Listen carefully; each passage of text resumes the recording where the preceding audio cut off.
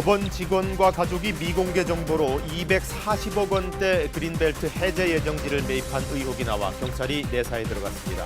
여야는 LH 투기 의혹 규명을 위한 특검 도입과 3기 신도시 투기 국정조사 등에 합의했습니다.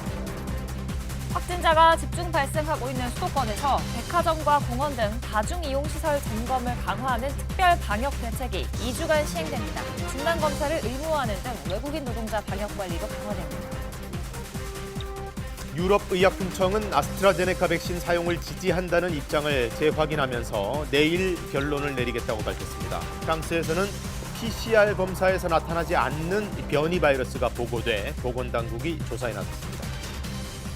미 국무장관과 국방장관이 오늘 동시 방한하는 가운데 백악관은 북핵 문제와 관련해 외교와 비핵화가 목표라고 밝혔습니다. 미 북부 군사령관은 북한이 대륙간 탄도미사일로 미국 본토를 위협하고 있다고 우려했습니다. 어제부터 유입된 황사가 중부지방을 중심으로 여전히 남아있어 서울과 충청은 미세먼지 농도 나쁨 수준을 보이겠습니다. 오늘 아침 다소 쌀쌀한 가운데 10도 이상의 일교차를 보이겠습니다.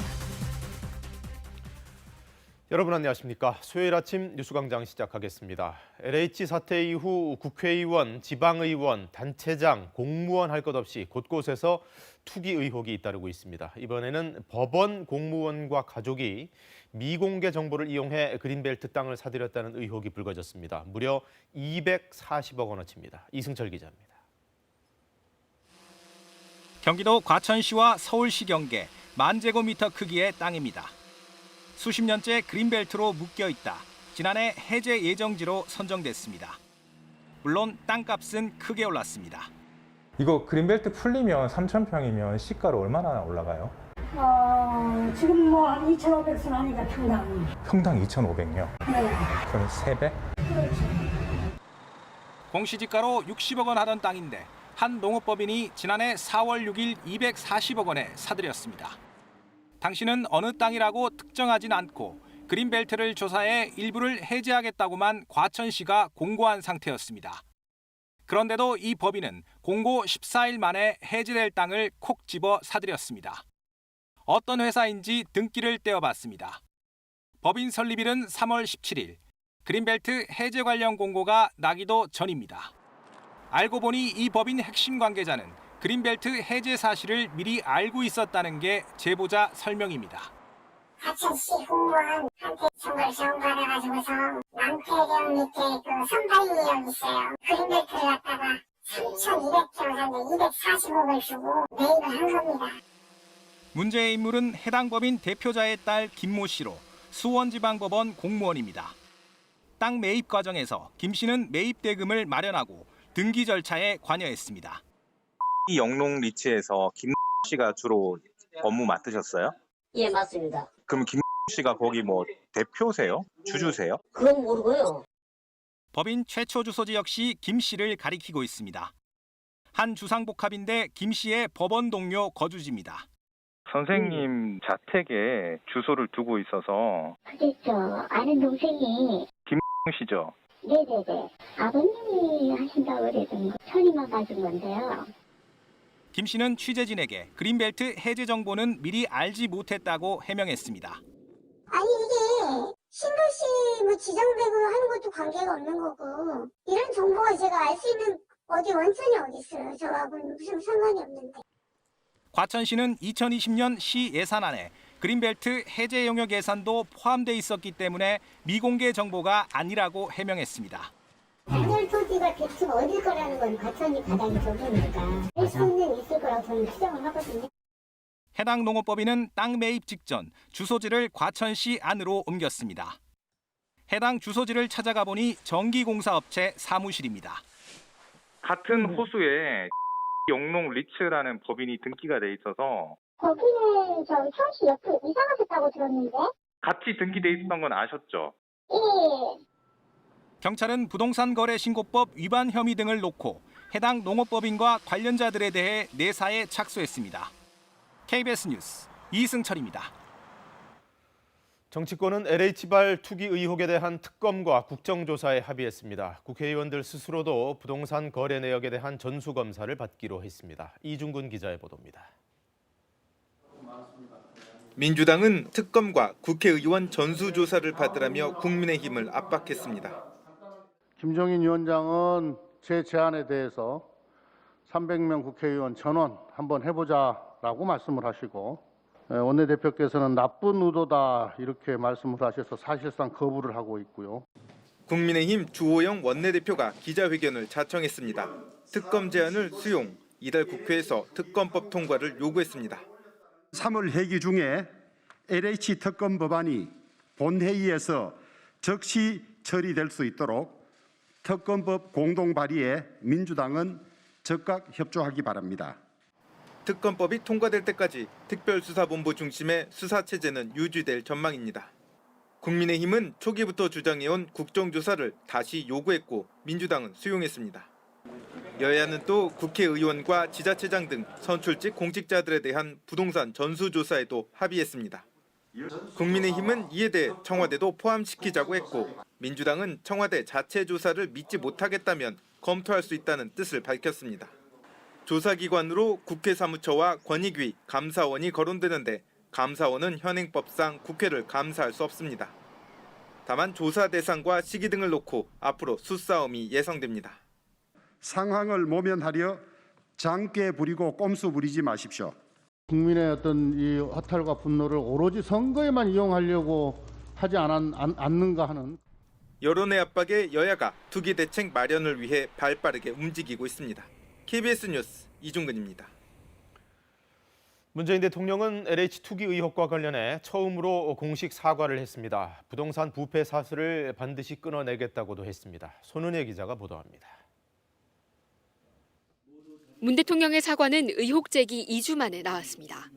국민들께 큰 심려를 끼쳐드려 송구한 마음입니다. 특히 성실하게 살아가는 국민들께 큰 허탈감과 실망을 드렸습니다. 이번 일을 계기로 부동산 부패의 사슬을 끊겠다며 공공기관 전체에 대한 근본적인 개혁을 거듭 지시했습니다. 사전 내부 시스템은 물론 사후 제재 방안도 따로 마련하겠다고 했습니다. 정부에는 공공기관 평가의 공공성과 윤리 경영의 비중을 대폭 강화하라고 별도 주문했습니다. 야당은 때늦은 사과라며 진정성이 부족하다고 비판했습니다. 총리와 내각을 총사퇴시키고 국정을 전면 쇄신한다는 각오 없이 국민이 오늘 사과의 진정성을 믿어줄지 의심스럽습니다. 여당은 이른바 LH5법을 이번 달 안에 입법하겠다는 계획입니다. 불법 부동산 거래 감시기구 설치와 토지 주택 관련 공직자의 부동산 재산 등록 의무화 등을 담고 있습니다. 우리 사회에 뿌리 깊이 뿌리내린 오랜 부동산 적폐를 청산한다는 시대적 소명의식을 가지고 여야 협의에 임하겠습니다. 해당 입법 논의를 위한 국회 국토위 소위원회는 그러나 파행됐습니다. 대통령과 여당은 이틀 연속 부동산 적폐 청산과 촛불 정신을 언급하며 정면 돌파 의지를 밝혔습니다. 하지만 부동산 투기 근절이 정권 초부터 강조됐다는 점에서 집권 5년 차 적폐 청산 다짐은 뒤늦은 반성이란 비판도 여전합니다. KBS 뉴스 손은혜입니다. 코로나19 신규 확진자는 어제 0시 기준 360여 명으로 집계됐습니다. 증상이 있는 사람이 다중이용시설을 방문했다가 전파시키는 일이 많습니다. 정부는 추가 대책을 또 내놨는데 최근 새로 개장해서 엄청난 인파를 불러 모았던 백화점 기억하시죠? 그런 것들을 중점 관리하겠다는 내용입니다. 취재기자 연결합니다. 김민경 기자, 먼저 환자 현황부터 알아볼까요? 네, 중앙방역대책본부는 어제 0시 기준 코로나19 신규 확진자가 363명이라고 밝혔습니다. 국내 발생 345명, 해외 유입 18명입니다. 위중증 환자는 103명, 사망자는 3명 늘어 모두 1,678명입니다. 지역별 발생 현황을 살펴보면 서울 75명, 경기 146명, 경남 64명입니다. 새로 나온 특별 방역 대책은 수도권에 초점이 맞춰진 거죠? 네, 방역당국은 전체 확진자의 70% 이상이 수도권에서 나오고 있다고 우려했습니다. 특히 수도권 집단 감염의 주요 원인으로 유증상자의 다중이용시설 방문을 꼽았습니다. 집단 감염이 확진자 발생 사례의 30에서 40%를 차지하고 있는데 그중 5건 중 1건 이상은 코로나19 증상이 있는 사람이 다중이용시설을 방문해 촉발된 집단 감염이라는 겁니다. 방역당국은 2월 이후 이런 사례가 19건, 발생한 확진자는 모두 834명으로 추정된다고 밝혔습니다. 이에 따라 방역당국은 수도권 특별 방역 대책을 내놨습니다. 오늘부터는 다중이용시설 집중관리가 시작됩니다. 봄철 시민들의 방문이 많은 공원과 유원시설, 백화점과 쇼핑몰 등이 대상입니다. 외국인 노동자에 대한 진단검사도 실시됩니다. 서울시는 오늘부터 31일까지 고용주와 외국인 노동자가 임시선별검사소에서 진단검사를 받아야 한다는 행정명령을 내렸습니다.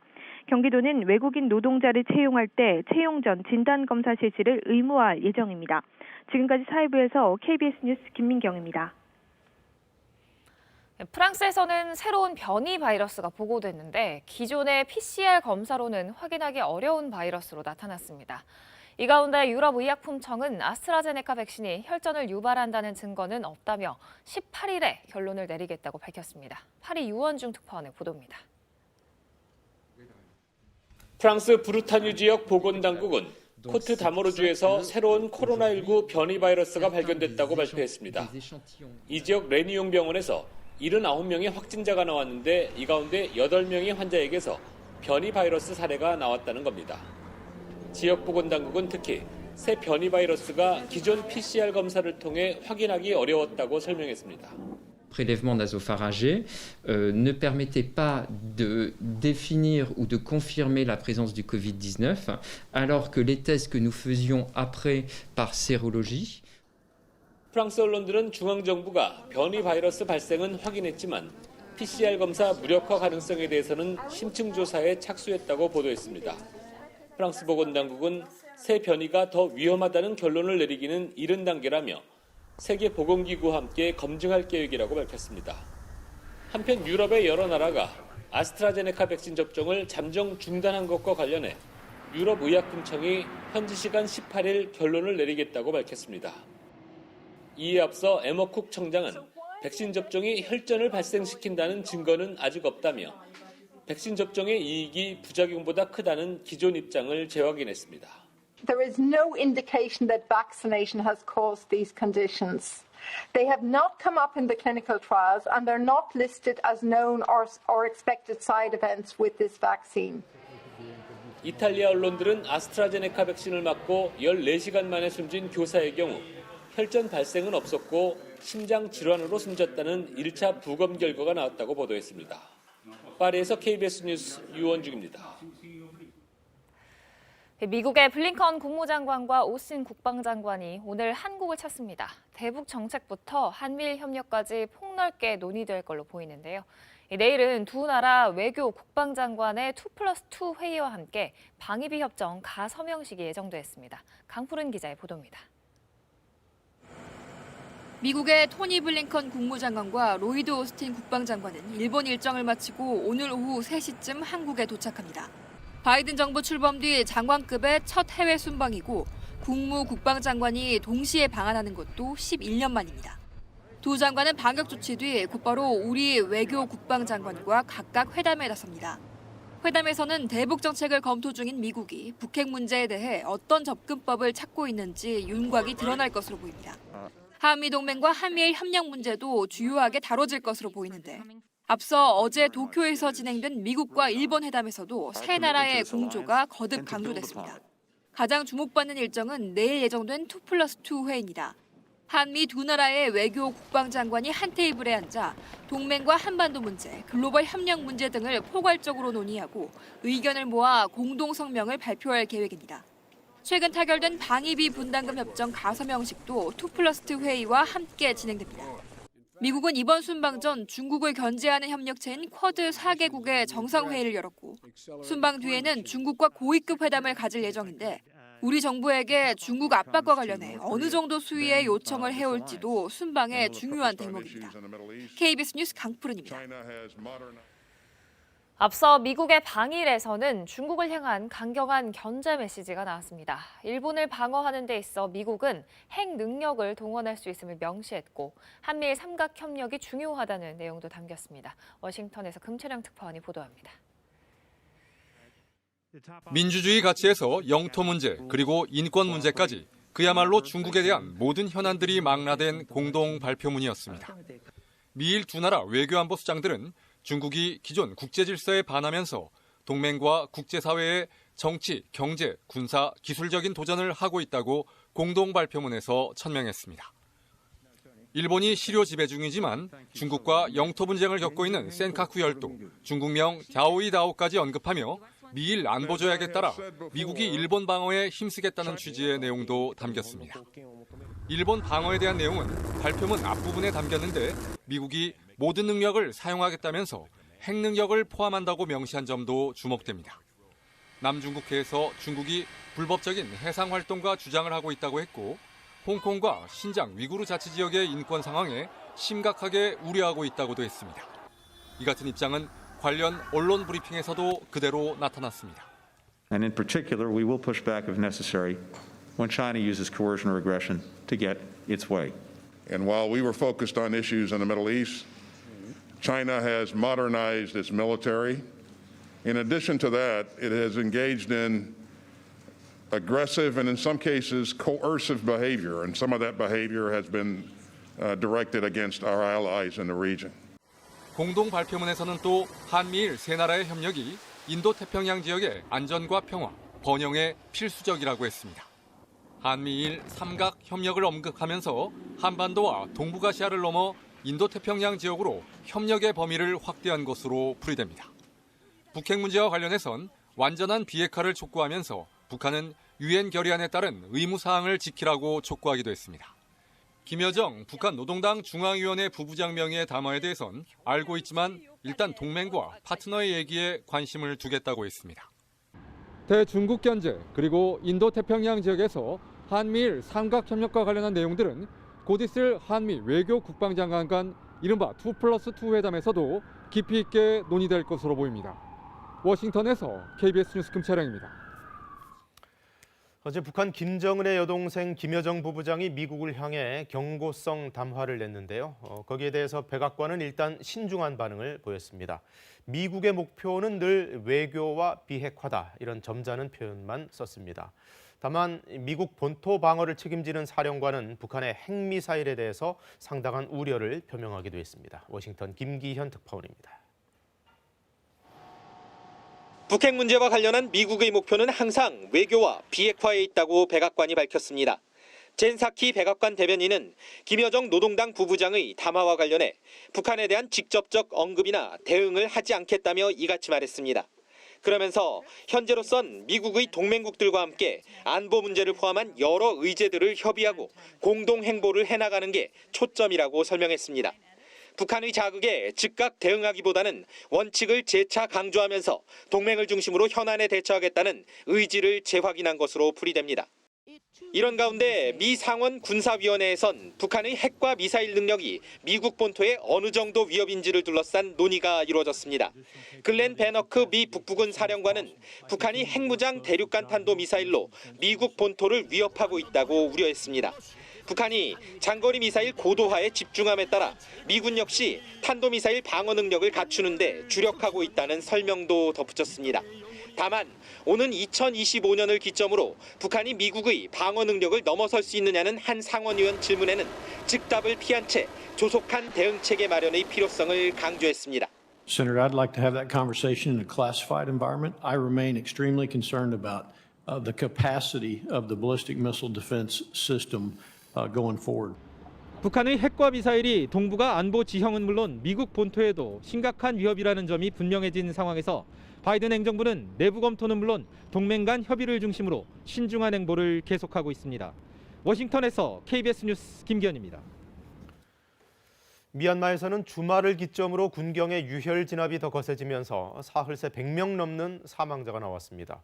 비무장 시민들이 총에 맞아 숨지는 일이 속출하자 결국 시위대 내부에서는 우리도 총을 들자, 이런 얘기가 나오기 시작했습니다. 김원장 특파원입니다. 방패를 잡고 위태롭게 총탄을 피하는 청년. 다른 한 손에는 총을 맞고 쓰러진 또 다른 시위대의 옷깃을 꽉 붙잡고 있습니다. 양곤의 플라잉 타야 지역에서 군경이 시위대에 집중 사격을 가했습니다. 이 한 곳에서 최소 22명이 사망했습니다. 양곤의 또 다른 시위 현장. 군경이 방패 뒤에 혼자 숨어 있던 여성을 붙잡아 잔인하게 폭행합니다. 그런데 이 여성이 잡혀가고 남은 방패 뒤에는 총에 맞아 쓰러진 또 다른 시민이 있었습니다. 이미 죽었는지 군경은 응급조치조차 취하지 않았습니다. 이날만 최소 74명이 숨지면서 사망자는 이제 200명을 육박하고 있습니다.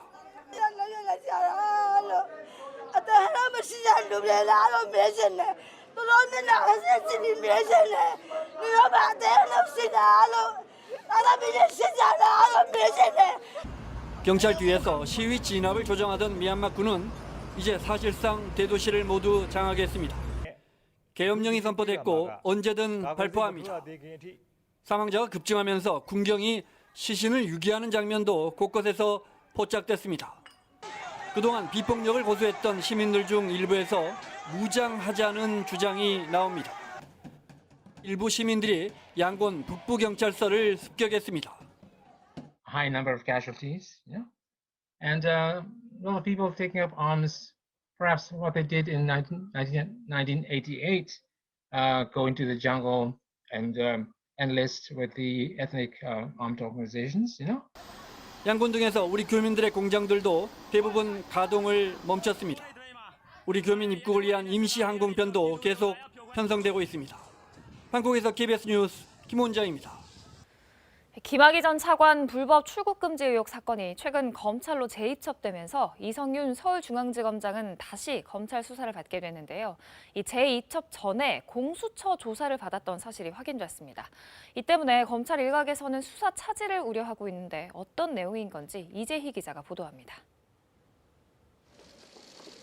김학의 전 법무부 차관의 출국 금지 관련 수사에 외압을 행사한 의혹을 받는 이성윤 서울중앙지검장. 최근 공수처에서 수원지검으로 사건이 재이첩되기 전 공수처 조사를 받았다고 김진욱 공수처장이 밝혔습니다.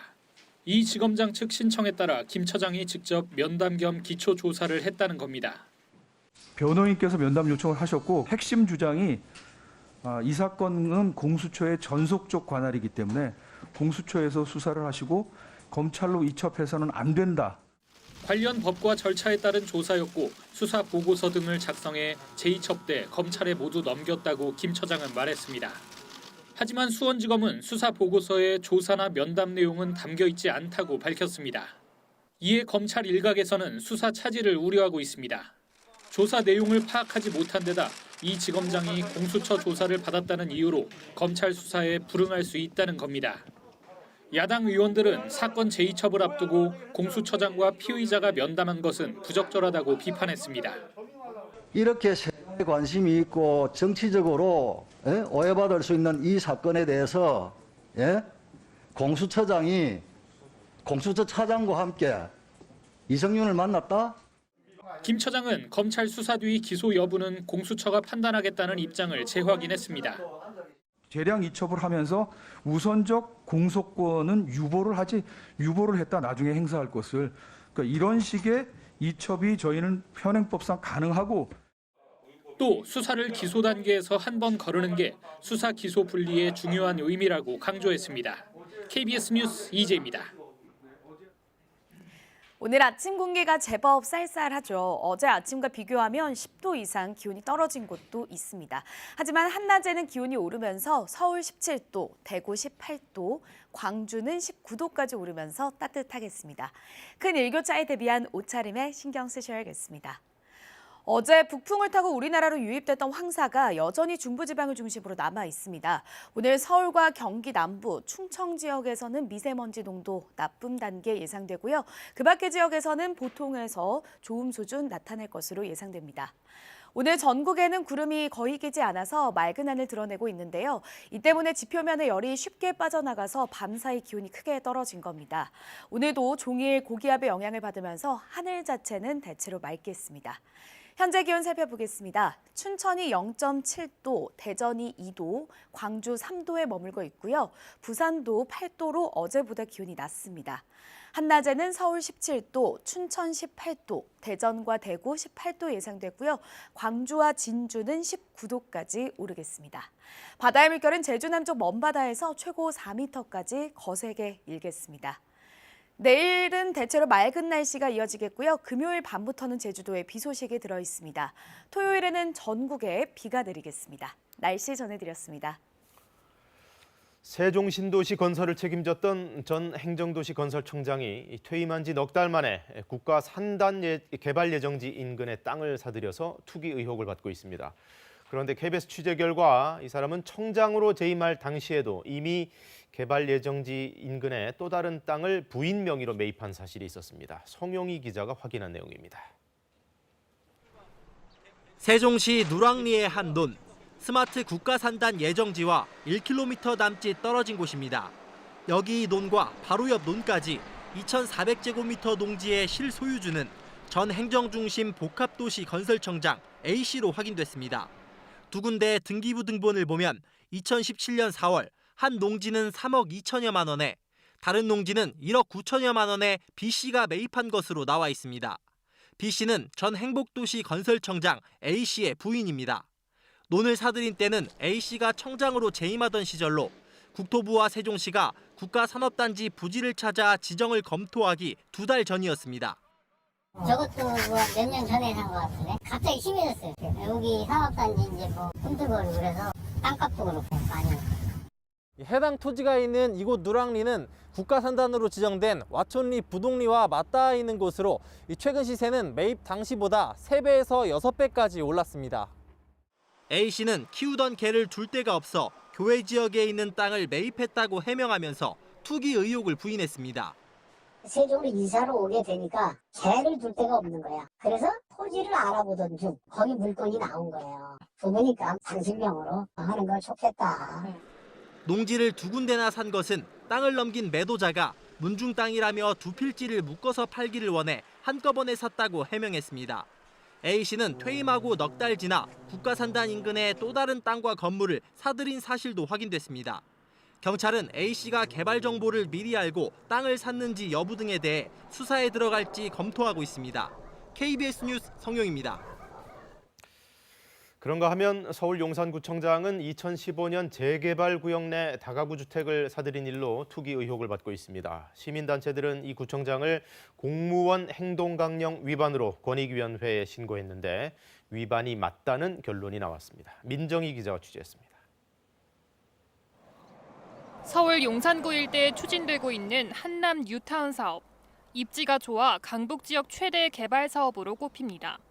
이 지역 단체장인 성장현 용산구청장은 지난 2015년 7월 두 아들과 함께 한남 뉴타운 안에 다가구 주택을 샀습니다. 본인이 조합 설립 인가를 낸 지 불과 6개월 뒤였습니다.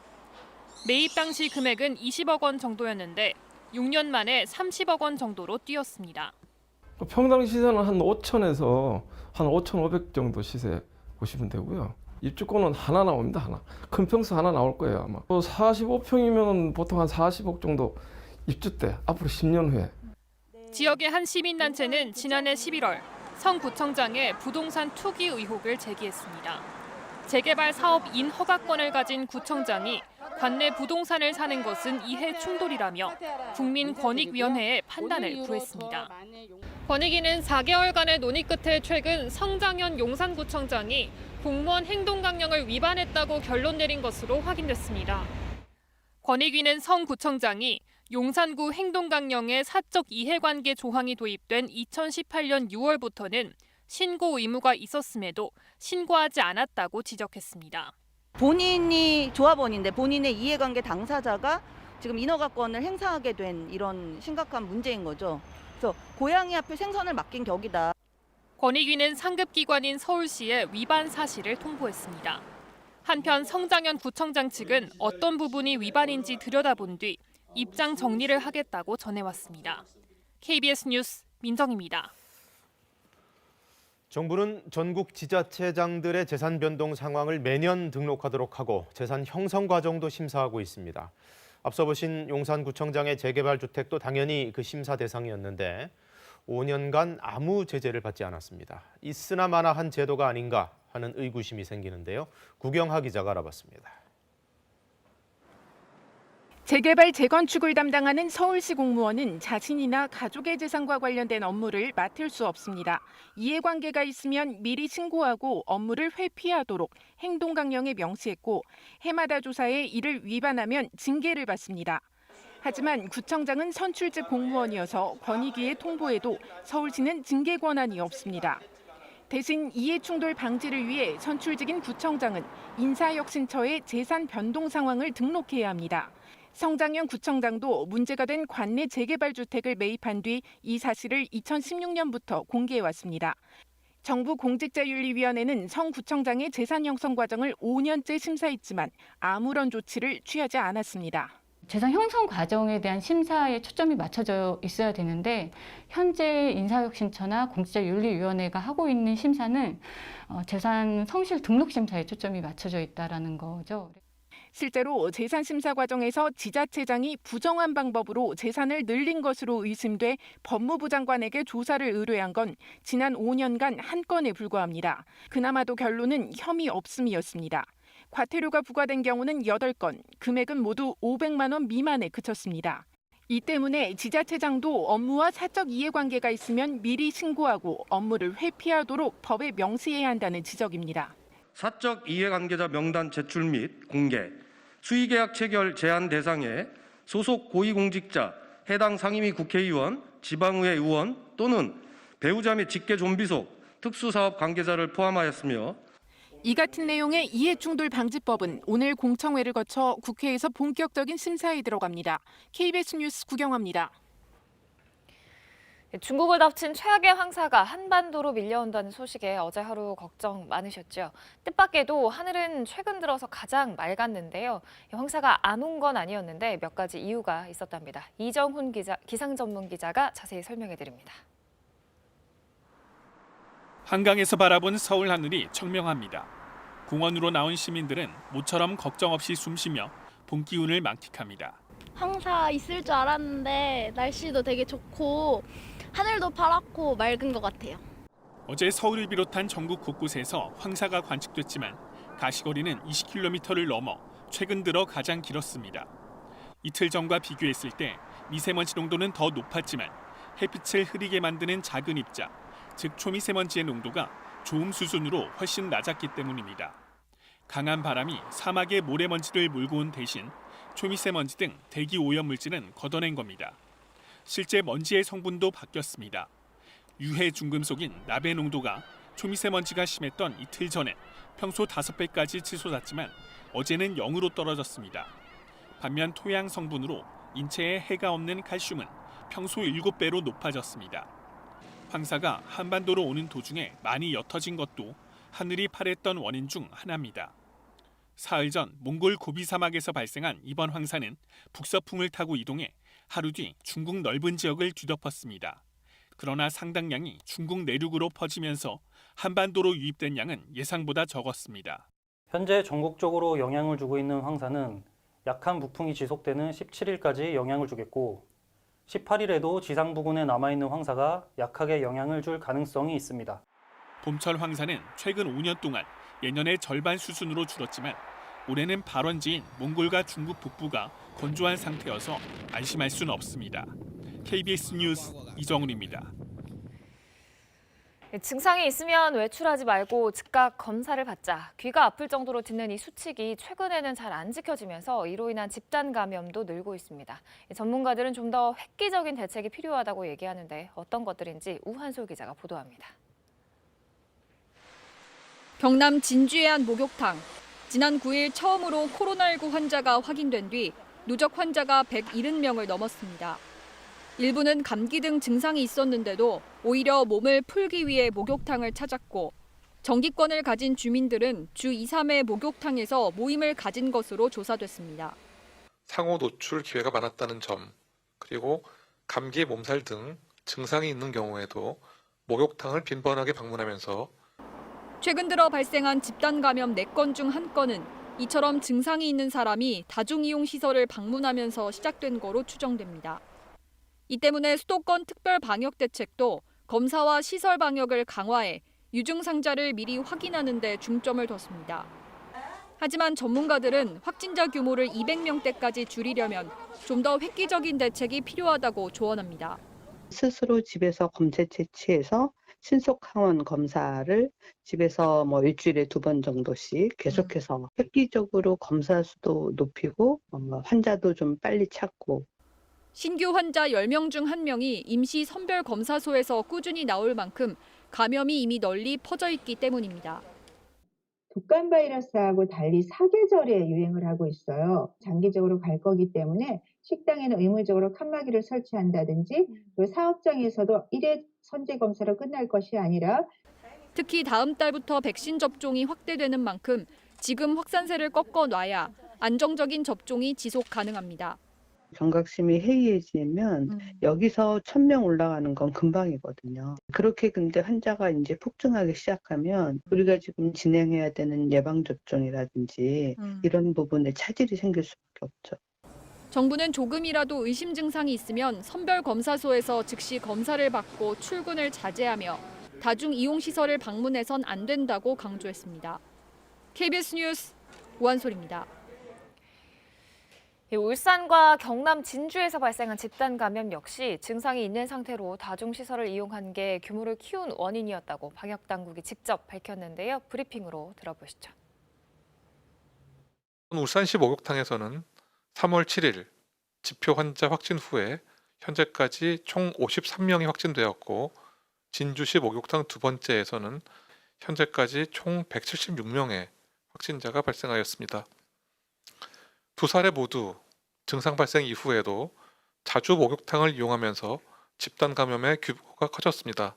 저희가 2021년 이후에 발생했던 다중이용시설 유행 사례들을 모두 분석했습니다. 그 결과 전체 유행 사례에서 23% 정도의 환자 발생을 기여하는 요인으로는 유증상자들이 최초의 감염원으로서 오랫동안 전파시켰다라는 결론을 내렸습니다. 유증상자의 다중이용시설 출입을 억제하는 것만으로도 집단 발생의 23% 이상 감소가 가능할 것으로 예측하고 있습니다. 현재 400명 정도의 환자 발생이 있고 이 중에서 70% 정도가 수도권에서 발생하고 있습니다. 그래서 수도권의 환자 통제가 유행 종식에 또는 유행 완화의 핵심적인 요인인 것은 분명하고요. 다만 여기에 대해서 가시적인 목표치를 전국적 환자 발생의 절반 정도인 200명 정도 선으로 이렇게 판단하고 있습니다. 오스트리아에서 젊은 기저질환이 없는 사람들이 접종 후 유사한 증상이 나타났다. 그래서 배경 자체는 한 국가에서 시작된 이상 징후에 따라서 주변 국가에서 유사하게 판단을 했을 수 있고 그렇지 않고 그 위험성을 근거가 나올 때까지 기다리는 입장을 취하는 국가들도 있고 이러한 것들이 좀 다양하게 나타나고 있는 것 같습니다. 저희들도 그 회의 결과를 예의주시할 예정이고 가장 크게 보는 것은 3억 명 이상에서 접종이 이루어졌고 이 아스트라제네카 백신 접종과 이슈가 되고 있는 혈전과의 관련성이 확인된 사례는 아직은 없었다라는 것이 현재까지의 공식적인 입장으로 알고 있습니다. 중증 사례라고 하면 좀 사망 포함한 사례들입니다.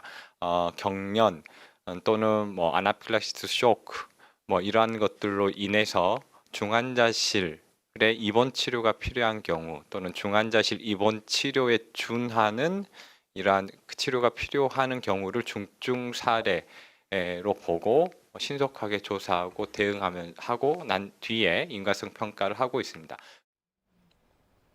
코로나19 국제 소식 전해드립니다. 미 질병통제예방센터에 따르면 현재까지 보고된 주요 코로나19 변이 바이러스로는 영국에서 처음 발생한 변이 바이러스와 남아공 변이 그리고 브라질 변이가 있는데요. 그런데 최근 프랑스에서도 새로운 변이 바이러스가 발견됐다는 보고가 나와 우려가 커지고 있습니다. 현지 시간 15일 로이터 등 외신들이 프랑스에서 새로운 코로나19 변이 바이러스가 발견됐다고 보도했습니다. 프랑스 보건부는 이날 성명을 내고 보르타뉴 지방 라니옹의 한 병원에서 발생한 집단 감염 사례를 분석하다가 새로운 변이 바이러스를 발견했다고 전했는데요.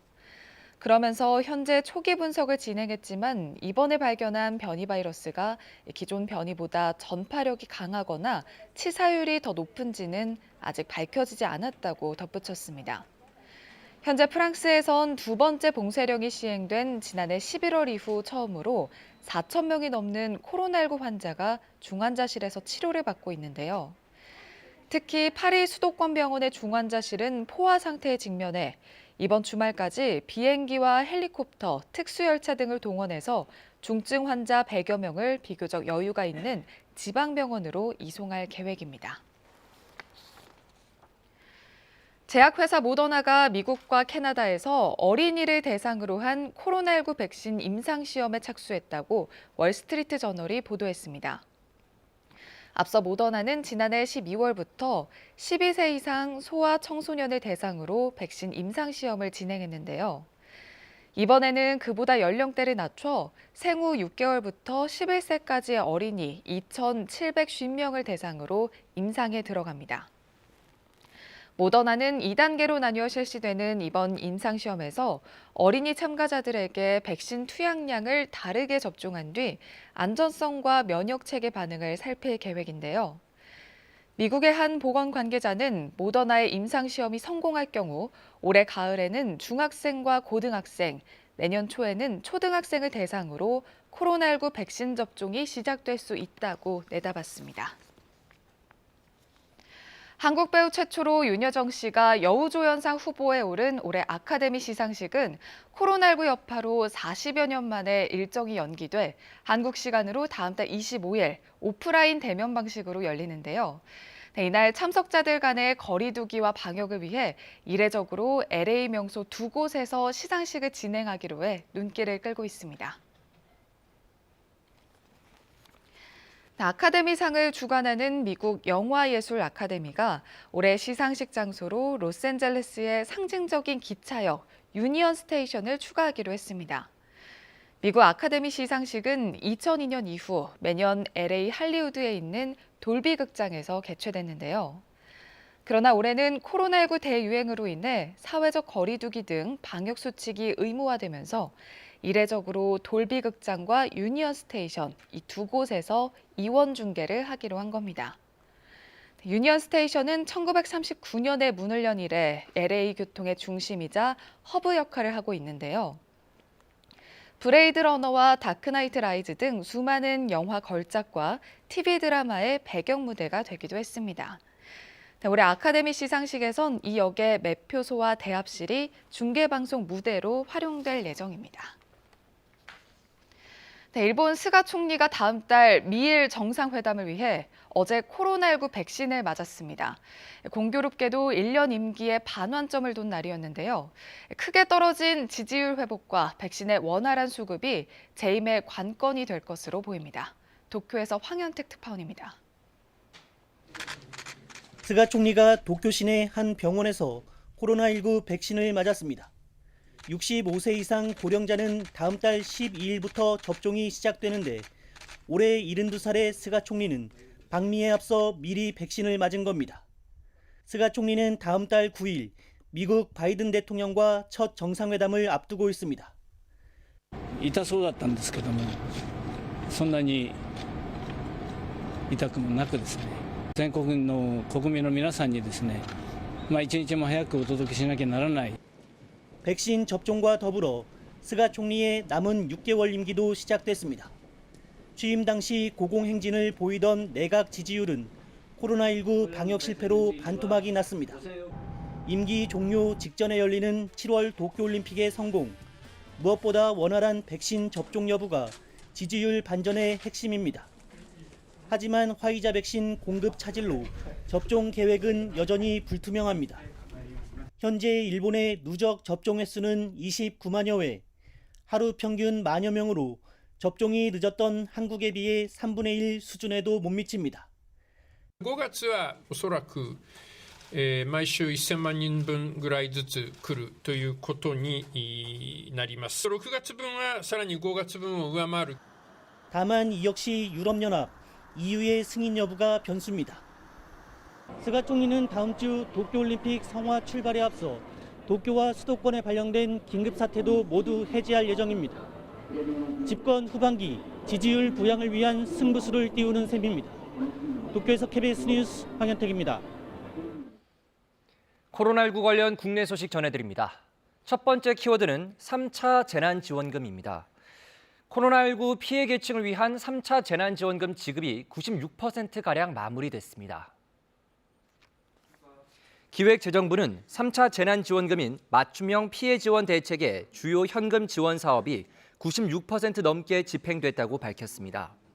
지원 대상인 365만 5천 명에게 모두 4조 4천억 원을 지급했습니다. 이 사업에는 소상공인 버팀목 자금과 긴급 고용 안정 지원금, 방문 돌봄 종사자 생계 지원금, 법인 택시기사 소득 안정 자금 등이 포함됩니다. 정부는 방문 돌봄 종사자의 경우 일부 혜택을 못 본 사람이 있었다며 이번 추경에 추가해 받을 수 있도록 할 예정이라고 밝혔습니다. 다음 키워드 보겠습니다. 신용카드 사용액 감소. 코로나19로 소비 활동이 위축되면서 지난해 신용카드 등 지급카드 이용 규모 증가세가 크게 둔화된 것으로 나타났습니다. 한국은행이 발표한 2020년 지급결제 동향에 따르면 지난해 지급카드 이용 규모는 하루 평균 2조 5천억 원으로 증가세는 0.6%에 그친 것으로 나타났습니다. 2019년의 증가폭이 5.8%였던 것과 비교하면 크게 떨어진 수치입니다. 특히 신용카드 사용액이 전년 대비 0.3% 줄어 2004년 이후 처음으로 감소로 전환했습니다. 또 실물 카드보다는 모바일 기기 등을 이용한 비대면 결제가 전년 대비 17% 가까이 증가한 것으로 나타났습니다. 반면 대면 결제는 5.6% 감소했습니다. 마지막 키워드 보겠습니다. 인플레이션 가능성인데요. 지난달 한국은행 금융통화위원회 회의에서 일부 위원들이 인플레이션 가능성에 대한 주의를 당부했습니다. 한국은행이 공개한 지난달 25일 금통위 의사록에 따르면 한 위원은 인플레이션 우려가 국내외 금융시장에서 전면화하고 있다며 코로나19 대응 과정에서 급팽창한 유동성 상황에 주목할 필요가 있다고 지적했습니다. 이어 각국 중앙은행과 정부의 전례 없이 과감한 완화 정책에 더해서 금융기관 신용이 대규모로 공급됐다며 주의 깊게 모니터링해야 한다고 강조했습니다. 다른 위원도 미국 바이든 행정부의 대규모 경기 부양책을 언급하며 국내 장기 금리에 내재한 글로벌 경제 회복, 수출을 통한 국내 경기 개선 가능성, 인플레이션 기대에 주목할 필요가 있다고 조언했습니다. 이날 회의에서는 코로나19에 따른 잠재 경제 성장률 하락을 걱정하는 목소리도 나왔습니다. 지금까지 코로나19 Q&A였습니다. 서울 내곡지구 개발과 관련된 의혹에 대해 오세훈 서울시장 후보가 거듭해서 해명을 내놓고 있습니다. KBS 보도로 드러난 내용에 대해서는 당시 공문을 확인하지 못해서 혼선이 있었다, 이런 해명을 하기도 했는데요. 그러면서도 본인은 사업 추진에 관여하지 않았고 해당 토지의 존재도 몰랐다는 입장을 추가로 내놨습니다. 송명희 기자가 거기에 대해서도 알아봤습니다. 2008년 2월 서울시는 환경부로부터 내곡지구 개발 계획을 79만 제곱미터에서 절반 넘게 줄이라는 통보를 받습니다. 20여일 뒤 이명박 정부가 출범하고 다음해 임대주택법이 보금자리주택법으로 바뀌면서 상황이 변합니다. 법 개정으로 크게 두 가지가 달라집니다. 개발의 사업성이 높아집니다. 보금자리 특별법은 사업 기간을 단축시키고 분양 물량을 포함시키면서 사업자의 사업성을 보완한 그런 법률이었습니다. 또 서울시가 환경부의 의견을 반영하지 않아도 되는 길이 열립니다. 서울시가 기존의 임대주택 건설 제한을 스스로 철회한 것은 법 개정 2달 뒤 보금자리 주택 개발 계획으로 다시 제한하기 위해서였습니다. 지역 주민들이 좀 반대를 했었던 면이 컸습니다. 계획의 추진과 철회, 다시 제한하는 과정이 국장 전결이었다는 것이 오세훈 후보의 입장입니다. 땅은 같은 땅, 지구인데 이름이 달라지는 거죠. 그 과정에서 서울시가 형식적으로 절차를 밟아야 될 거 아닙니까? 그러나 두 계획을 비교하면 확연히 차이가 있습니다. 절반 이하로 줄어들 위기였던 개발 면적은 애초 제한보다도 3만 제곱미터 가까이 늘었습니다. 임대주택 비율은 66%에서 44%로 줄어듭니다. 환경부는 여전히 반대했지만 반영되지 않았고 제한 석 달여 후 국토부는 개발을 확정합니다. 오 후보는 해당 땅의 존재와 위치도 몰랐다는 입장인데 오 후보가 국회의원과 서울시장 시절 신고한 재산 공개에는 해당 토지가 올라가 있습니다. KBS 뉴스 송명입니다. 오세훈 후보의 아내와 처가는 SH로부터 36억 5천만 원을 보상받았습니다. 이를 놓고 민주당은 오 후보 측이 큰 이득을 본 거라고 비판한 반면에 오 후보는 오히려 손해를 본 거라고 반박했는데요. 이 엇갈리는 해석에 대해서는 송명훈 기자가 들여다봤습니다. 오세훈 후보는 당시 본인이 시장이었기 때문에 아내와 처가가 시책에 협조하는 차원에서 오히려 손해를 감수했다고 말합니다. 오 후보의 계산은 보상 시점의 시세와 보상가를 비교하는 방식입니다. 민주당 주장에 따르면 해당 토지의 보상 시점 시세는 제곱미터당 100만 원, 실제 보상가는 83만 원이었습니다. 이렇게 보면 오 후보 아내와 처가는 손해본 것이 맞습니다. 그러나 계산을 달리 해야 한다는 의견이 있습니다. 이미 개발 정보가 다 뜨고 나서 가치가 오르대로 오른 상황에서의 그 값을 가지고 손해봤다는 얘기를 하는 것은 사실은 이 사업의 취지로 봤을 때는 바람직하지는 않거든요. KBS는 해당 토지의 역대 공시지가를 확인했습니다. 서울시는 1990년도 이후에 공시지가를 공개하고 있습니다. 2000년대 중반까지 제곱미터당 10만 원대이던 지가는 개발 얘기가 나오기 시작한 2007년 이후 급등합니다. 보상 시점인 2010년엔 제곱미터당 45만 원까지 올라갑니다. 개발 계획이 공개되기 전인 2005년과 보상 시점의 공시가를 기준으로 하면 오 후보 아내와 처가는 3.4배의 이익을 받습니다. 그린벨트 지역이기 때문에 개발이 불가능한 땅이다. 그 사이에 땅값이 오른 거는 그 개발 가능성 때문에 오른 거고 실질적으로는 그 사업으로 인한 땅값 상승분은 본인이 다 누린 거죠. 당시 개발지구에 포함되지 않은 주변 그린벨트 토지의 현재 공시가는 제곱미터당 24만 원입니다. KBS 뉴스 송명훈입니다. 미얀마 임시정부가 미국 메릴랜드에 털을 잡고 있습니다. 민주 세력인 연방의회 대표위원회를 주축으로 하는데요. 이 대표로 임명된 틴 린 아웅 씨를 KBS가 한국 언론 최초로 인터뷰했습니다. 미얀마 국민들은 이 전쟁에서 반드시 이길 거라는 그의 메시지 한보경 특파원이 전해드립니다. 틴 린 아웅 대표는 미얀마에서 지금 전쟁이 벌어지고 있다며 말문을 열었습니다. We have to win this war. People are protecting themselves as a self-defense. Wars because people lose their temper already. 군부 총구에 맞서는 미얀마인들의 용기는 더 이상 쿠데타의 역사를 미래 세대에 넘기지 않겠다는 의지에서 나오는 거라고 했습니다. We are fighting for not only for our freedom, for our generation. That make them very energetic and also that make them very brave. 틴 린 아웅 대표는 지난달 22일 민주세력 측의 임시정부 국제대표에 임명됐습니다. 그 후 초모툰 유엔 대사, 사사 유엔 특사와 함께 임시정부를 미얀마의 합법 정부로 인정해 줄 것과 미얀마 국민들을 도와줄 것을 국제사회에 강력하게 요청해 왔습니다. The military violence on the innocent people. That and the international community should take some action right away. 만약 유엔 등이 미얀마 사태 해결에 적극적으로 나서지 않는다면 군부로부터 국민을 보호할 다른 방법도 준비하고 있다고 했습니다. 그게 사사 특사가 언급한 내전이냐는 취재진의 질문엔 긍정도 부정도 하지 않고 이렇게 말했습니다. If UN is very reluctant to take action, we will have to choose a different route that we may not want it, but we have to. 틴 린 아웅 대표는 임시정부를 대체할 새 민주정부가 위험한 상황이지만 미얀마에 조만간 꾸려질 예정이며 자신이 미국 정부와 곧 공식적으로 만날 거라고 했습니다. 메릴랜드에서 KBS 뉴스 한보경입니다. 바다에 떠 있는 거죠. 이 부위가 똑똑해졌습니다. 해수 전지를 활용한 스마트 부위가 개발됐는데 수온, 염도 등 각종 데이터를 실시간으로 확인할 수 있을 뿐 아니라 친환경에 가성비까지 좋답니다. 보도에 박영아 기자입니다. 경남 통영의 굴 양식장, 부표와 함께 원통형의 물체가 떠 있습니다. 현장 테스트 중인 이른바 스마트 부위입니다.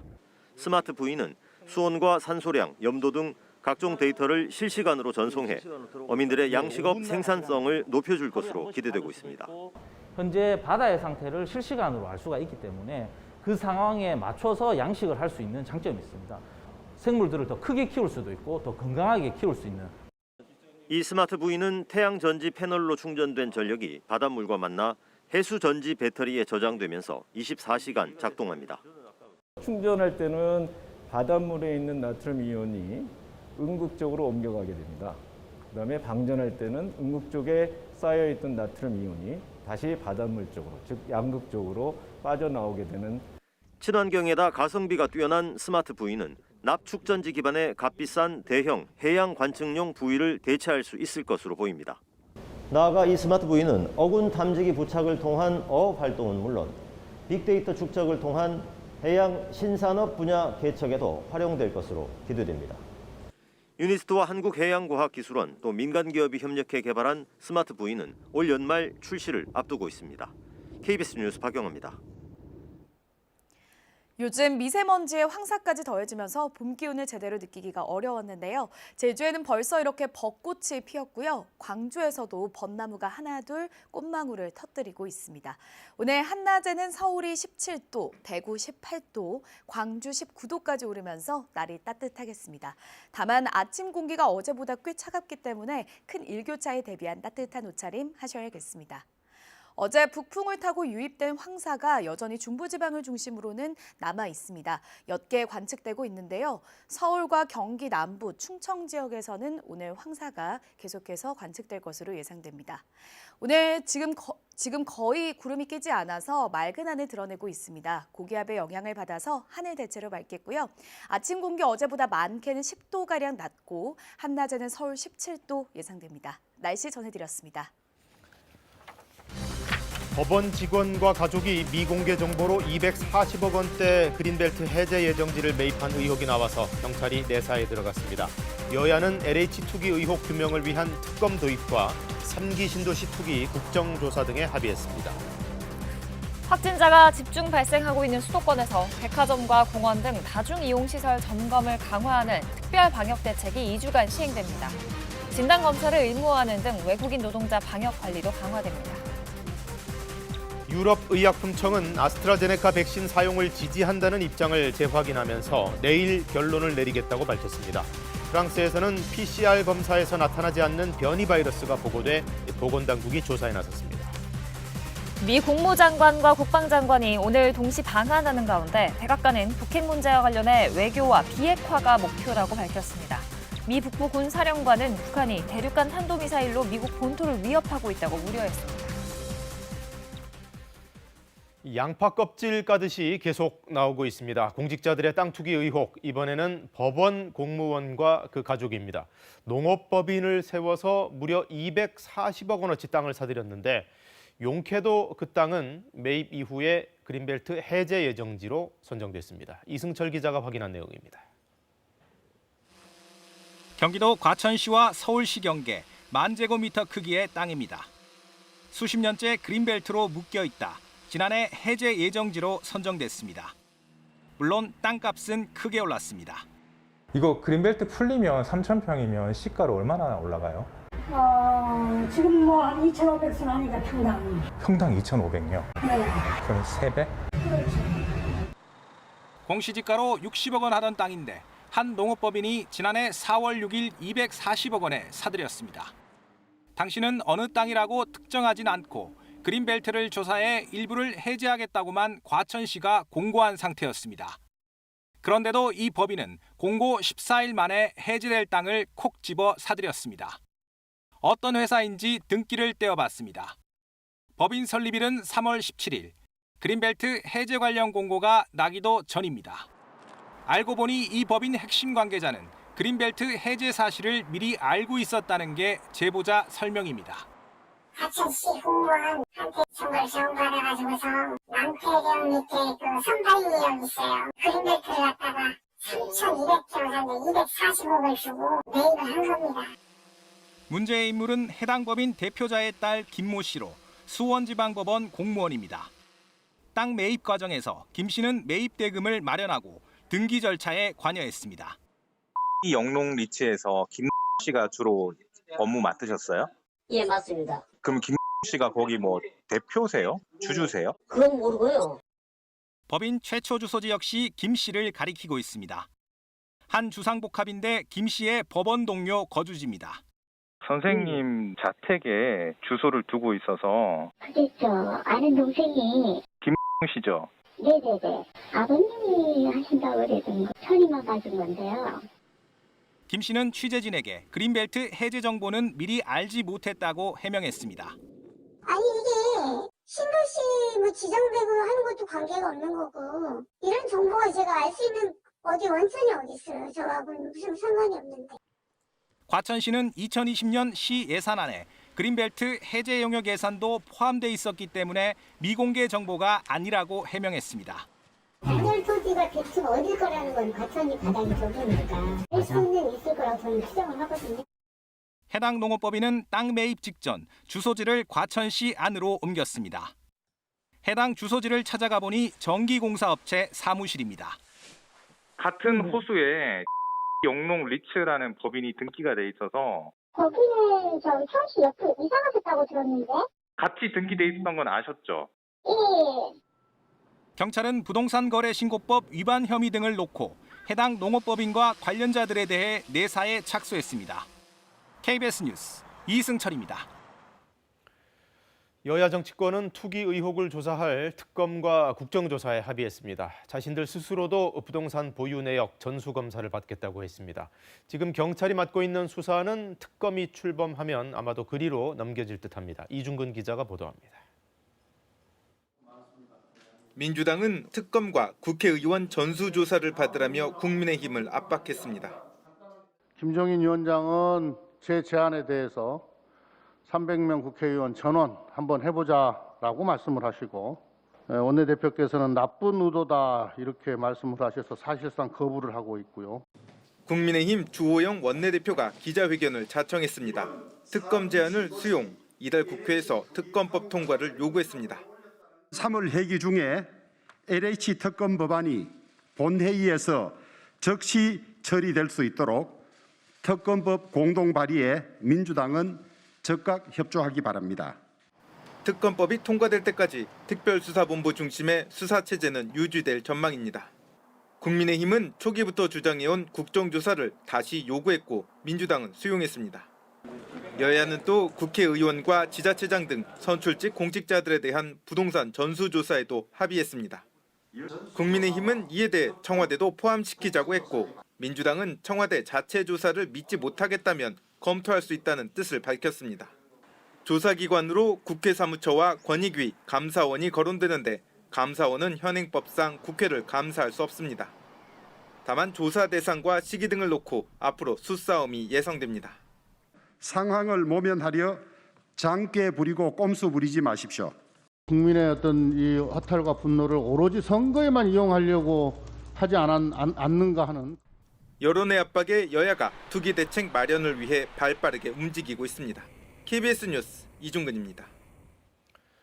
문재인 대통령은 어제 LH 투기 의혹에 대해서 공식적으로 사과했습니다. 사태가 불거지고 2주 만입니다. 이참에 부동산 부패 사슬을 끊어내겠다며 추가 대책을 예고했습니다. 손은혜 기자가 보도합니다. 문 대통령의 사과는 의혹 제기 2주 만에 나왔습니다. 국민들께 큰 심려를 끼쳐드려 송구한 마음입니다. 특히 성실하게 살아가는 국민들께 큰 허탈감과 실망을 드렸습니다. 이번 일을 계기로 부동산 부패의 사슬을 끊겠다며 공공기관 전체에 대한 근본적인 개혁을 거듭 지시했습니다. 사전 내부 시스템은 물론 사후 제재 방안도 따로 마련하겠다고 했습니다. 정부에는 공공기관 평가에 공공성과 윤리 경영의 비중을 대폭 강화하라고 별도 주문했습니다. 야당은 때늦은 사과라며 진정성이 부족하다고 비판했습니다. 총리와 내각을 총사퇴시키고 국정을 전면 쇄신한다는 각오 없이 국민이 오늘 사과의 진정성을 믿어줄지 의심스럽습니다. 여당은 이른바 LH5법을 이번 달 안에 입법하겠다는 계획입니다. 불법 부동산 거래 감시기구 설치와 토지 주택 관련 공직자의 부동산 재산 등록 의무화 등을 담고 있습니다. 우리 사회에 뿌리 깊이 뿌리 내린 오랜 부동산 적폐를 청산한다는 시대적 소명의식을 가지고 여야 협의에 임하겠습니다. 해당 입법 논의를 위한 국회 국토위 소위원회는 그러나 파행됐습니다. 대통령과 여당은 이틀 연속 부동산 적폐 청산과 촛불 정신을 언급하며 정면 돌파 의지를 밝혔습니다. 하지만 부동산 투기 근절이 정권 초부터 강조됐다는 점에서 집권 5년 차 적폐 청산 다짐은 뒤늦은 반성이란 비판도 여전합니다. KBS 뉴스 손은혜입니다. 코로나19 상황은 앵커 브리핑으로 정리해드리겠습니다. 어제 0시 기준 신규 확진자는 363명, 이틀 연속 300명대를 이어갔습니다. 앞서 400명대보다 조금 줄기는 했지만 주말 휴일에 검사량이 줄었던 영향이 어제까지는 이어졌다고 봐야겠습니다. 지역별로 보면 경기도가 146명으로 가장 많고요. 서울 75명 등 수도권에 여전히 집중돼 있습니다. 그러나 경남 지역도 64명으로 상당히 많은 숫자가 나왔습니다. 경남은 지금 다중이용시설과 관련된 집단 감염이 많은데요. 먼저 진주시 목욕탕과 관련해서 26명의 추가 감염자가 나와서 누적 감염자 수가 이제 170명대까지 늘었고요. 거제의 유흥시설과 관련해서도 30여 명의 감염자가 발생했습니다. 전국적으로 백신 접종자는 60만 명을 넘겼습니다. 우선 접종 대상자 가운데 75.8%가 1차 접종을 마쳤고요. 전체 접종률은 아직 1%대입니다. 유럽에서 아스트라제네카 백신 접종 중단이 잇따르면서 우리도 안심하고 맞아도 되느냐 이런 우려의 목소리가 나오고 있는데요. 방역당국은 논란이 되고 있는 혈전과 접종과의 관련성은 아직 확인된 사례가 없다며 국내 접종 중단을 검토하고 있지 않다고 그렇게 밝혔습니다. 다만 다른 국가 상황을 면밀히 살피고 있다면서 전문가들이 참여하는 회의를 통해 안전성과 후속 조치 방향을 검토하겠다고 밝혔습니다. 백신보다도 지금 걱정인 건 봄바람과 함께 긴장이 많이 풀리고 있다는 겁니다. 얼마 전에 새로 개장한 서울의 한 백화점, 엄청난 인파가 몰려서 우려를 자아냈던 일 기억하시죠?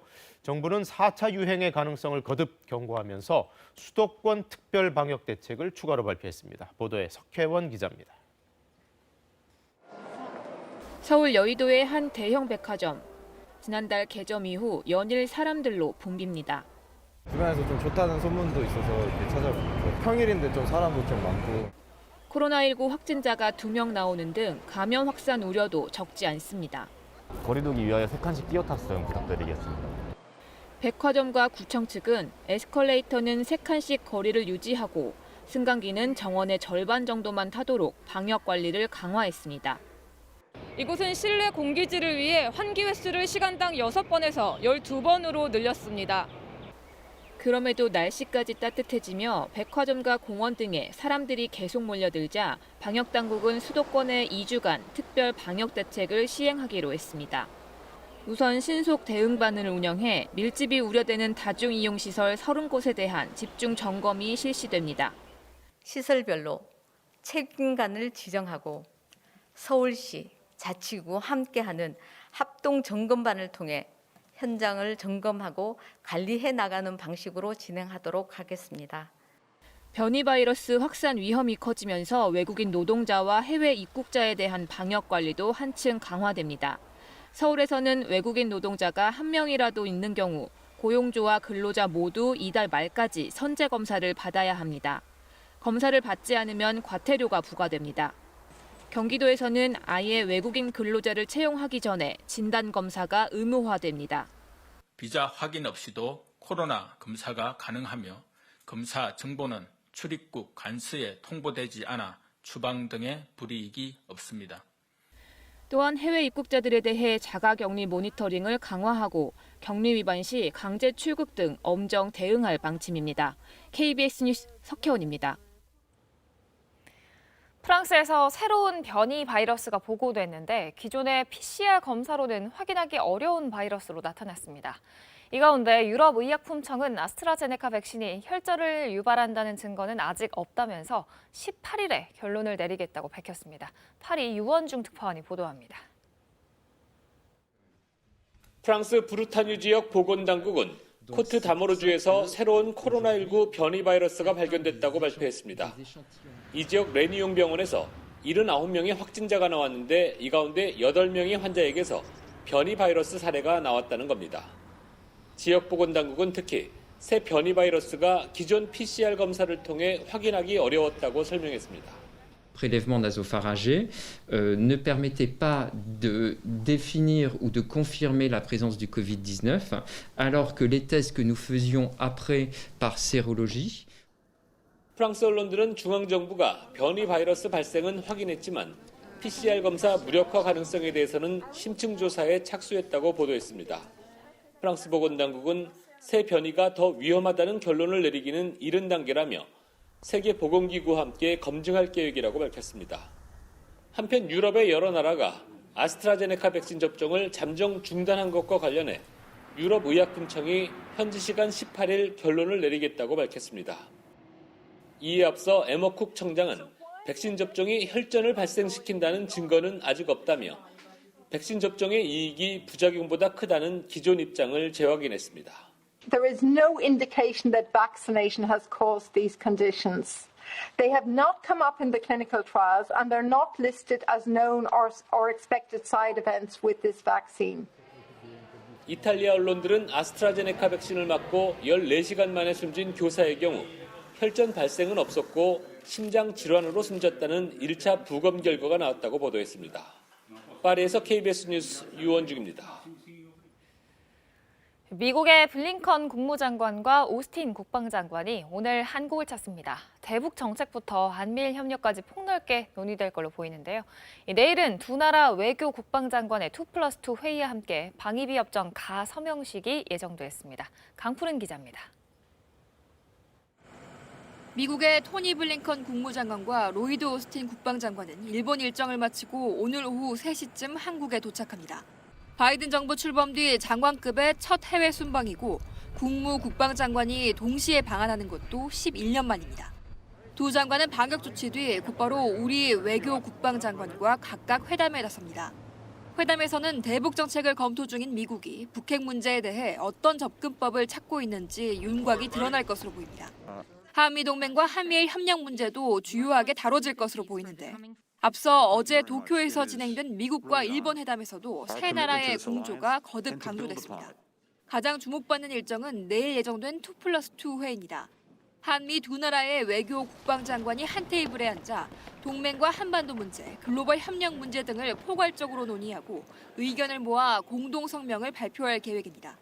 최근 타결된 방위비 분담금 협정 가서명식도 2+2 회의와 함께 진행됩니다.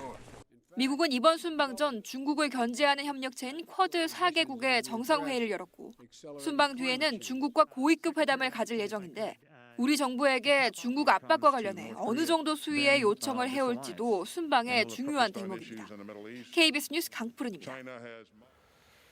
이렇게 미 국무장관과 국방장관의 방한을 앞두고 북한은 어제 아주 강도 높은 성명을 발표했는데요. 미국은 직접적인 반응은 자제하면서 외교 중심의 대북 정책관을 원론적으로 강조했습니다. 다만 미군 내에서는 북한 핵미사일에 대한 우려의 메시지가 나오기도 했습니다. 워싱턴 김기현 특파원입니다.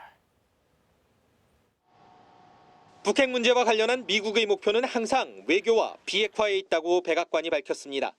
젠사키 백악관 대변인은 김여정 노동당 부부장의 담화와 관련해 북한에 대한 직접적 언급이나 대응을 하지 않겠다며 이같이 말했습니다.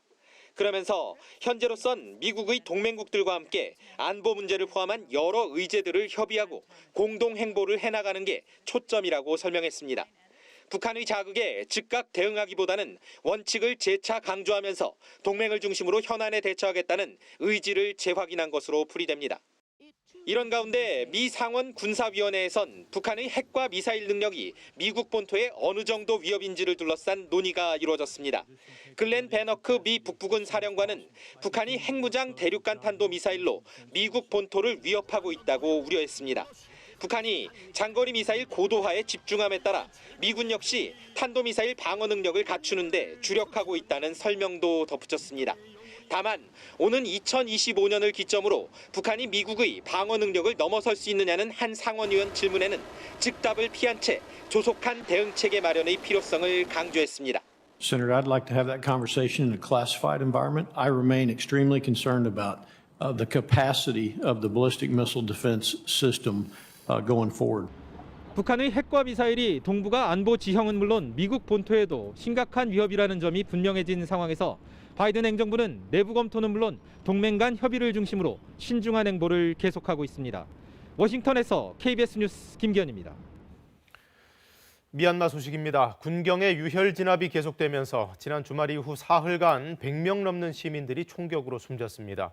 평화 시위를 고수해도 총탈이 날아드는 현실 속에 일부 시민들은 급기야 무장 봉기를 주장하고 나섰습니다. 방콕 김원장 특파원입니다. 방패를 잡고 위태롭게 총탄을 피하는 청년.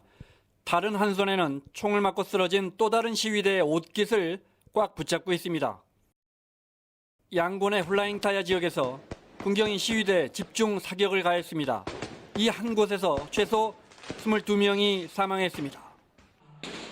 양곤의 또 다른 시위 현장. 군경이 방패 뒤에 혼자 숨어있던 여성을 붙잡아 잔인하게 폭행합니다. 그런데 이 여성이 잡혀가고 남은 방패 뒤에는 총에 맞아 쓰러진 또 다른 시민이 있었습니다. 이미 죽었는지 군경은 응급조치조차 취하지 않았습니다. 이날만 최소 74명이 숨지면서 사망자는 이제 200명을 육박하고 있습니다.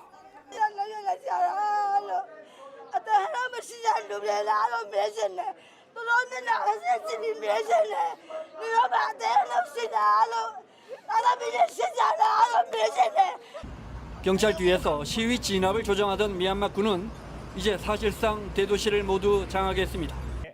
계엄령이 선포됐고 언제든 발포합니다.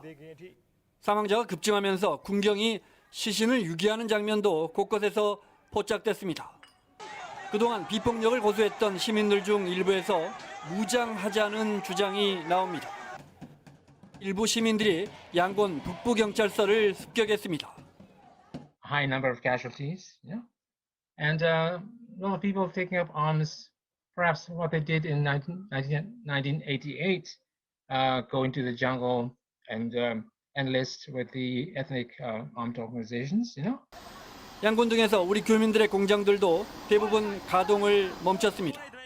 우리 교민 입국을 위한 임시 항공편도 계속 편성되고 있습니다. 한국에서 KBS 뉴스 김원장입니다. 사건 사고입니다. 인천에서 승합차가 놀이터로 돌진해 초등학생 3명이 다쳤습니다. 충북 영동에서는 탱크 로리와 화물차가 추돌하는 사고가 났고 경북 포항의 포스코 케미칼 공장에서는 끼임 사고로 하청업체 직원이 숨졌습니다. 김성수 기자의 보도입니다. 한 아파트 단지 놀이터에 승합차 한 대가 어린이용 자전거를 깔아뭉갠 채 서 있습니다. 어제 오후 6시 50분쯤 인천 연수구 동춘동의 한 아파트 단지 놀이터에 50대 남성 A씨가 운전하던 승합차가 돌진했습니다. 이 사고로 놀이터에서 놀던 초등학생 3명이 다쳐 병원에서 치료를 받았습니다. 이렇게 우회전을 하는 거였는데 갑자기 이렇게 뚫고 들어왔다고 그러더라고요. 그래서 평상시에도 저기가 좀 위험하다고 엄마들이 그렇게 생각하고 있었는데 경찰은 사고 당시 운전자 A씨가 음주 상태가 아니었던 것을 확인하고 사고 이유가 기억이 나지 않는다는 A씨의 진술을 토대로 정확한 사고 원인을 조사하고 있습니다. 25톤 탱크로리 앞부분이 종잇장처럼 구겨졌습니다. 오늘 새벽 0시 30분쯤 충북 영동군 용산면 경부고속도로 서울 방향 영동나들목 부근에서 25톤 탱크로리와 앞서가던 5톤 화물차가 추돌하는 사고가 발생했습니다. 이 사고로 탱크로리 운전자 A씨가 다쳐 병원으로 옮겨졌고 일대 교통이 2시간가량 차질을 빚었습니다. 경찰은 사고 차량 운전자들을 상대로 정확한 사고 원인을 조사하고 있습니다. 어제 오전 9시 48분쯤 경북 포항시에 있는 포스코 케미칼 공장에서 근무하던 하청업체 직원 56살 B씨가 설비 수리 도중 기계에 끼이는 사고가 발생했습니다. B씨는 사고 직후 병원으로 옮겨졌으나 숨졌습니다. 포스코 케미칼 측은 유가족에게 사과의 뜻을 전하는 한편 철저한 원인 규명을 통해 사고 재발을 막겠다고 밝혔습니다. KBS 뉴스 김성수입니다.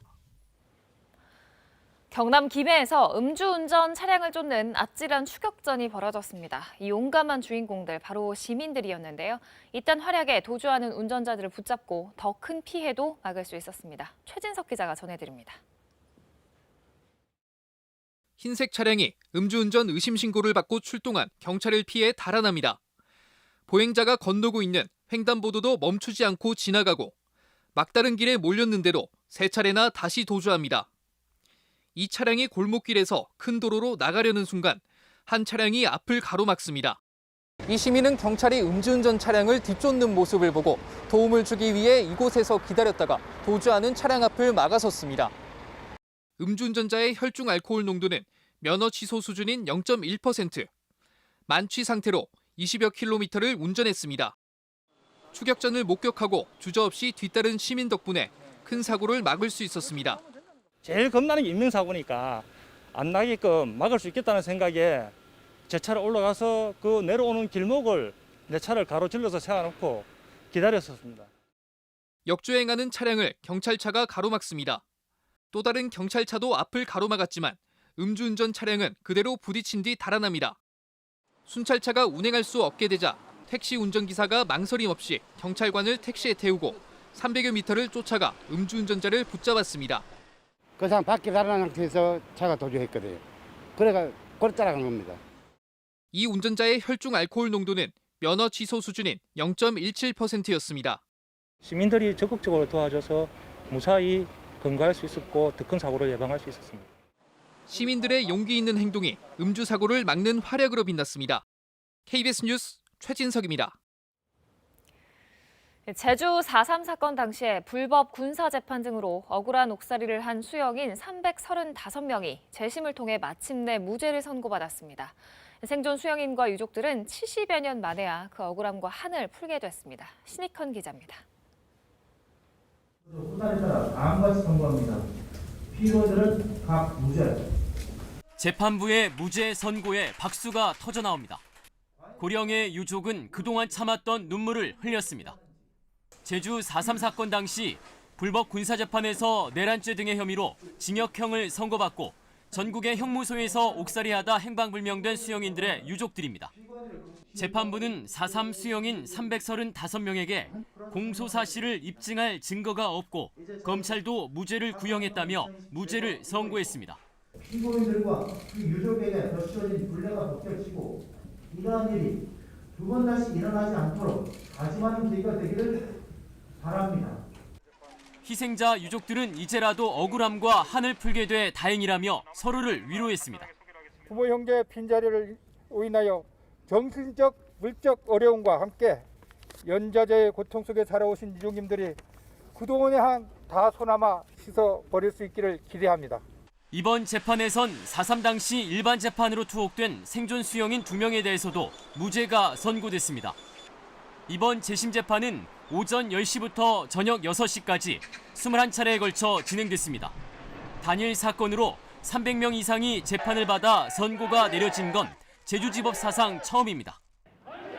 4.3 수영인들의 무죄 판결이 잇따르는 가운데 특별법 전부 개정으로 희생자들에 대한 명예회복에도 더욱 속도가 붙을 전망입니다. KBS 뉴스 신익환입니다. 초미세먼지에 황사까지 더해지면서 봄 기운을 제대로 느끼기가 어려웠는데요. 그래도 제주에는 이렇게 화사하게 벚꽃이 피었고요. 광주에서도 벚나무에서 하나둘 꽃망울을 터뜨리고 있습니다. 오늘 한낮에는 서울이 17도, 대구 18도, 광주 19도까지 오르면서 날이 따뜻하겠고요. 다만 아침 기온은 어제보다 많게는 10도가량 뚝 떨어지면서 큰 일교차에는 대비를 하셔야겠습니다.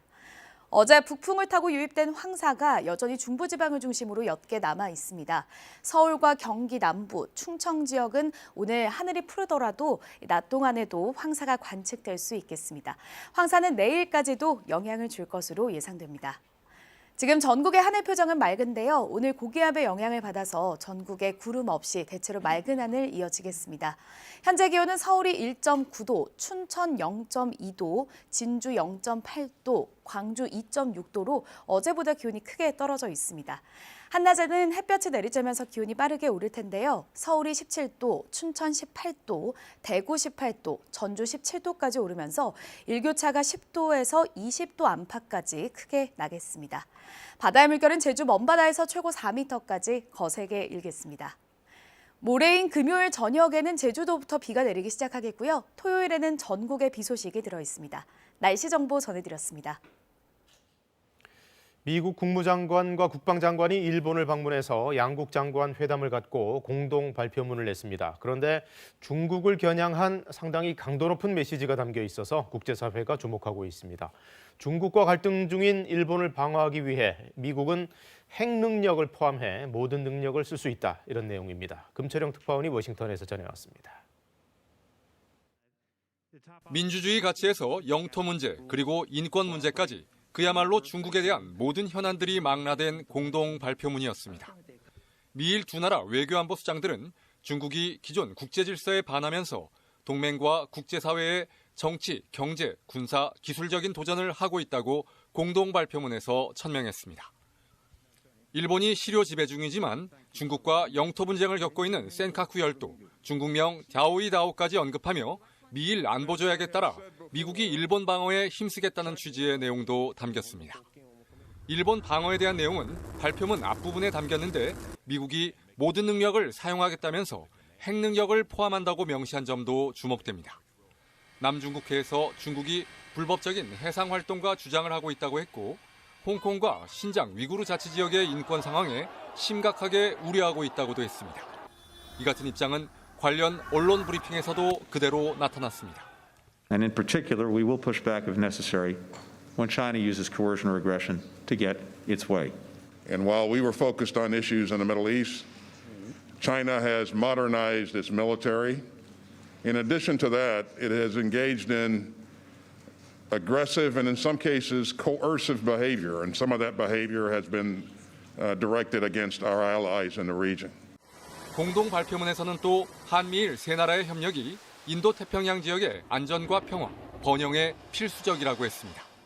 한미일 삼각 협력을 언급하면서 한반도와 동북아시아를 넘어 인도태평양 지역으로 협력의 범위를 확대한 것으로 풀이됩니다. 북핵 문제와 관련해선 완전한 비핵화를 촉구하면서 북한은 유엔 결의안에 따른 의무사항을 지키라고 촉구하기도 했습니다. 김여정 북한 노동당 중앙위원회 부부장 명의의 담화에 대해선 알고 있지만 일단 동맹과 파트너의 얘기에 관심을 두겠다고 했습니다. 대중국 견제 그리고 인도태평양 지역에서 한미일 삼각협력과 관련한 내용들은 곧 있을 한미 외교 국방장관 간 이른바 2+2 회담에서도 깊이 있게 논의될 것으로 보입니다.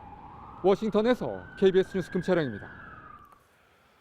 스가 일본 총리가 바이든 미국 대통령과의 정상회담을 준비하려고 서둘러 코로나19 백신을 접종하는 등 젠걸음을 보이고 있습니다. 그러나 일본 국민들은 접종 속도가 매우 느려서 늦게 시작한 우리보다도 접종자 수가 훨씬 적습니다. 한국의 3분의 1 수준입니다. 도쿄올림픽까지 앞두고 있는데 첩첩산중으로 보입니다. 도쿄에서 황현택 특파원이 전해왔습니다. 스가 총리가 도쿄 시내 한 병원에서 코로나19 백신을 맞았습니다. 65세 이상 고령자는 다음 달 12일부터 접종이 시작되는데 올해 72살의 스가 총리는 방미에 앞서 미리 백신을 맞은 겁니다.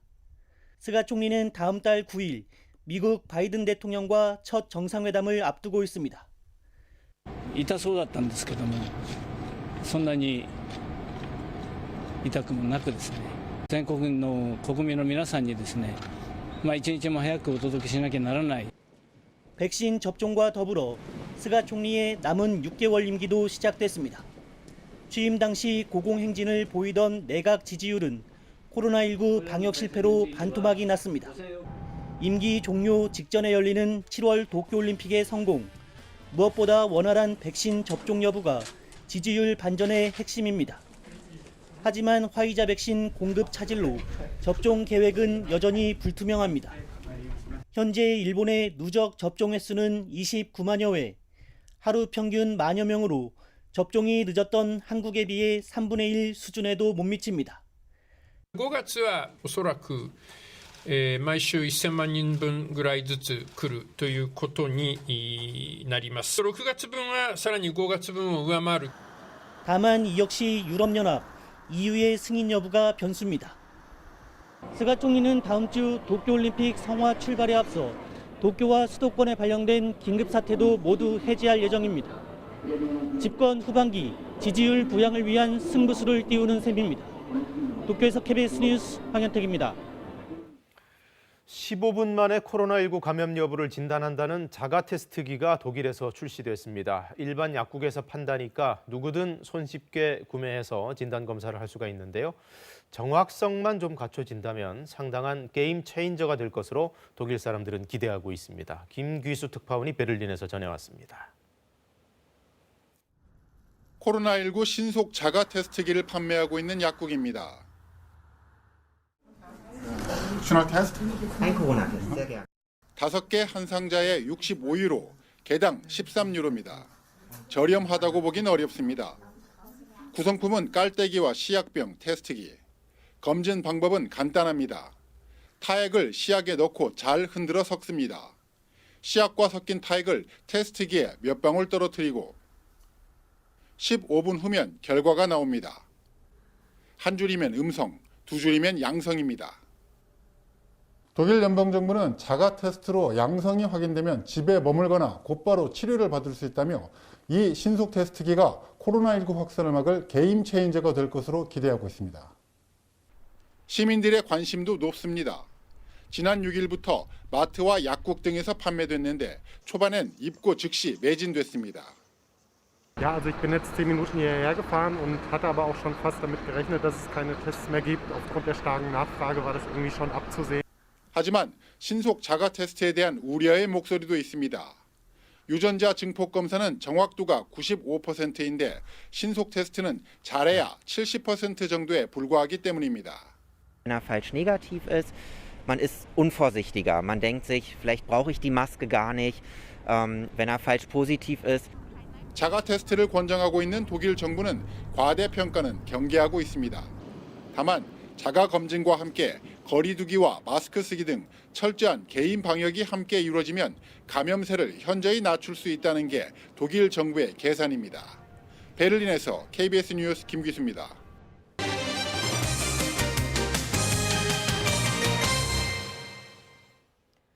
국민의힘 오세훈 후보와 국민의당 안철수 후보의 단일화 협상은 교착 상태입니다. 후보들 간의 신경전도 가열되고 있는데요. 오늘이 단일화 협상의 중대 국면이 될 것으로 보입니다. 신지혜 기자가 보도합니다. 국민의힘으로의 입당도 또 합당도 고려하고 있지 않다고 밝혔던 국민의당 안철수 후보. 어제 합당을 처음 거론했습니다. 서울시장이 되어 국민의당 당원 동지들의 뜻을 얻어 국민의힘과 합당을 추진하겠습니다. 단일화 여론조사를 앞두고 국민의힘 지지자들에게 호소하는 발언으로 해석됩니다. 그러자 국민의힘 오세훈 후보는 오늘부터 합당을 추진하자며 더 좋은 방법은 안 후보가 입당하는 것이라고 역제안했습니다. 두 후보의 신경전은 TV 토론에서도 이어졌습니다. 지금이라도 입당을 결심해 주신다면 안철수 후보께서 진영에서 주장하시는 여론조사 방식에 동의해드리겠다. 저도 정치인인데 그것 약속 어기면 제가 앞으로 정치를 할 수 있겠습니까? 염려하지 않으셔도 된다는.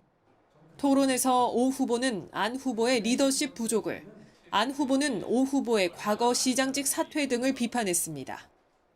재임 시절에 살림살이를 잘 못하셨다는 그런 평들도 많습니다. 그때가 저 부채가 11조 원 늘었습니다. 리먼 브라더스 터졌던 건 기억하십니까? 네, 그렇죠. 그래서 국가도 지방자치단체도 전부 나라 빚을 냈습니다. 그래서 빚이 늘어났습니다. 오 후보는 아내와 처가 땅이 포함된 내곡지구 개발 과정에 본인이 관여했다는 내부 증언이 나온다면 후보직을 사퇴하겠다고도 선언했습니다. 단일화 실무 협상은 어제도 결론을 내지 못했습니다. 양측이 오늘까지 여론조사 문항에 합의하지 못한다면 오는 19일 단일화 시한을 지키지 못할 수도 있다는 전망도 제기됩니다. KBS 뉴스 신지혜입니다. 예능형 홈쇼핑으로 불리는 라이브 커머스 방송 시장이 갈수록 커지고 있죠. 그런데 소비자원이 살펴봤더니 4건 중 1건 정도에서 과장 광고 등의 문제가 있다는 지적이 나왔습니다. 변진석 기자입니다. 화장품을 판매하는 한 라이브 커머스 방송입니다. 피부에 수분을 공급하는 제품인데 용도와 관계없는 설명이 나옵니다. 이거 근데 좋은 게 얘는 가슴이 커져요. 과학적으로 검증되지 않은 내용까지 그대로 방송됩니다. 셀룰라이트에도 굉장히 효과가 좋고 저는 사실 뱃살에 진짜 효과가 좋았거든요. 건강보조식품인 여성용 유산균을 판매하는 방송. 갑자기 치료 효능까지 있다고 하자 함께 나온 판매자가 당황해합니다. 여성 질환에 굉장히 효과가 좋다고 하더라고요. 맞습니까? 뭐라고 해야 되지? 스마트폰만 있으면 누구든 언제 어디서나 볼 수 있는 라이브 커머스 방송. 한국소비자원이 라이브 커머스 방송 120건을 조사한 결과 부당한 표시나 과장 광고가 나온 경우가 30건으로 4건 중 1건꼴이었습니다. 건강기능식품을 의약품으로 착각하게 하거나 근거 없이 최저가 등의 절대적 표현을 쓰는 경우가 많았습니다. 판매자와 실시간 소통을 하며 친근감을 느끼는 라이브 커머스 특성상 과장되거나 사실이 아닌 내용도 쉽게 믿을 수 있습니다. 실시간으로 소통하는 방식으로 판매가 되고 있고 또 방송 심의에 있어서 홈쇼핑보다는 훨씬 자유롭기 때문에 그 광고 표현들이 좀 자극적일 수 있습니다. 소비자원은 이번 조사 결과를 토대로 판매자에게 광고 관련 법규 교육을 하고 신고 기능도 도입할 것을 라이브 커머스 운영사에 권고했습니다. KBS 뉴스 변진석입니다. 코로나19 사태가 길어지면서 농촌의 인력난이 심해지고 있습니다. 농번기에 농사를 도울 일손, 특히 외국인 근로자 구하기가 하늘의 별따기입니다. 민수아 기자가 취재했습니다. 충북 영동에서 샤인머스켓 농사를 짓는 박우영 씨. 지난해와 올해 해외에서 입국해 일손을 돕는 외국인 계절 근로자 지원을 신청했지만 깜깜무소식입니다. 코로나19로 입국이 제한돼서입니다. 엄청 부족하죠. 가지치기, 알 섞기 이런 것들이 상당히 그 시기에는 바쁜 시기가 되고. 근처 또 다른 감 재배 농가도 사정은 비슷합니다. 외국인 계절 근로자를 위한 숙소와 휴게 공간까지 마련했지만 2년째 입국이 불투명한 상황입니다. 힘듭니다. 그래서 이제 일반 용역에 부탁을 하면 전문성이 없는 친구들이기 때문에 상당히 그 일 자체도 좀 속도도 느리고 농가 입장에서는 그만큼 손실이 크겠지요. 지난해 각 농가가 자치단체에 요청한 외국인 계절 근로자는 충북에서만 1000여 명. 하지만 코로나19 사태에 단 한 명도 입국하지 못했습니다. 올해도 강원도와 충북에서만 1000여 명, 전국적으로 4,600여 명이나 인력 지원을 신청했지만 입국길이 막혀 기약이 없는 상태입니다. 현재 법무부에서 아마 올해도 이제 외국인 계절 근로자는 들어오기 힘들 거다 이렇게 얘기하고 있습니다. 국내 체류 중인 한시적 계절 근로를 허용이 돼가지고. 코로나19 감염 사태가 길어지면서 인력난에 시달리는 농가의 시름이 깊어지고 있습니다. KBS 뉴스 민수아입니다. 학생들에게 자체 화폐를 지급하는 농촌 학교가 있습니다. 학생들은 매점에서 돈을 신중하게 쓰고 저축과 투자, 기부도 해보면서 경제 개념을 배우고 있다고 하는데요. 최승현 기자가 취재했습니다. 전교생이 40여 명인 농촌의 한 초등학교입니다. 쉬는 시간, 특별한 지폐를 든 학생들이 모여듭니다. 900원. 저 여기 맛있게 먹고 이건 기부해도 되고. 지난해 10월부터 전교생에게 매주 월요일 학교 매점 전용 화폐를 2,000원어치씩 제공하고 있습니다. 맛있는 것도 사 먹을 수 있고 학용품도 필요할 때 살 수 있고 친구들한테 사주고 받고 또 기부하고. 근처에 편의점도 없는 농촌에서 모든 학생이 고루 매점을 이용하도록 돕자는 취지로 자체 화폐가 도입됐습니다. 운영비는 학교나 조합의 기탁금으로 꾸려집니다. 선별해서 형편 좋지 않은 친구들만 주는 게 아니고 모두가 공통으로 누리는 제도이기 때문에 받고 쓰는 거를 전혀 창피할 필요가 없는 거죠. 학생들은 신중하게 소비하는 것, 저축하는 것, 나아가 기부하는 것까지 배웁니다. 많이 친해지는 것 같아요. 친구가 용돈 안 받아서 안 오다가 매점 화폐 받아서 많이 와요. 학부모들은 자녀가 주체적으로 소비, 저축하는 법을 익히는 산교육이 되고 있다고 평가합니다. 한 만 얼마나 2만 원까지 모이는 아이들이 있고요. 그래서 그거 사인하면은 부모님 입장은 너무 좋은 거예요. 돈 관리가 할 수 있는 거예요. 농촌학교의 체험형 교육으로 학생들은 소소한 경제활동과 복지, 나눔이라는 일석삼조의 효과를 얻고 있습니다. KBS 뉴스 최승현입니다. 서울경찰청 연결해서 이 시각 출근길 교통 상황 알아보겠습니다. 안녕하십니까. 수요일 아침 교통정보입니다. 제법 봄 기운이 느껴지는 아침입니다. 오늘 아침도 안전운전하시고 기분 좋은 출근길 되시기 바랍니다. 오늘 아침 올림픽대로 김포 방향 영동대교 부근 차량 단독사고 발생했는데요. 영향으로 아직까지 잠실 종합운동장부터 지체와 정체입니다. 서부간선도로 금천 방향 신정교부터 금천교까지 밀리면서 약 20분 소요되고 한강다리 중에는 청담대교가 북단에서 남단 방향으로 속도 많이 떨어집니다. 남산 1호터널 나와서 을지로 일대 아직까지 큰 어려움 없고요. 동일로 중계역에서 하계역 방향으로 노원 구민회관 교차로부터 통행량 많아지고 있습니다.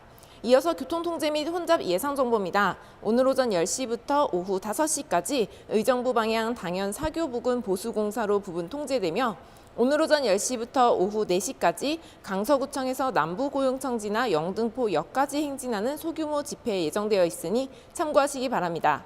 교통정보였습니다.